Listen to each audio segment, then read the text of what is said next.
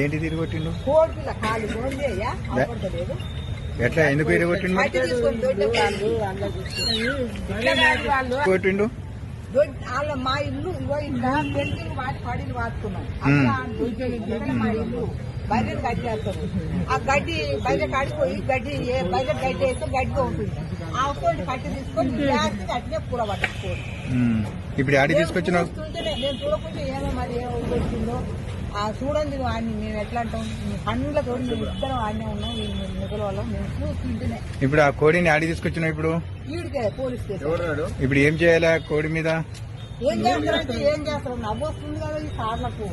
మా పరిస్థితి ఏమో ఇట్లుంది, వాళ్ళకు నవ్వు వస్తుంది. ఎందుకు వచ్చింది కోడి, ఏమిటి వచ్చింది కోడి? ఫోన్లు ఉండవు ఆ ఊరు అన్నప్పుడు ఉంటాయి. మరి ఫసలన్నా ఏం తింటే ఆడ కట్టేస్తారు. ఆ తిన్న పాయమాలు కట్టించుకుంటారు. మరి ఈ కోడి కూడా మరి ఆ పాయమాలు కట్టించుకోక కొట్టిండుగా. అంటే దానికి దండగా కట్టి ఏమంటావా, కేసు పెట్టమంటావా? దండగా నాకు దండు వద్దే వద్దు.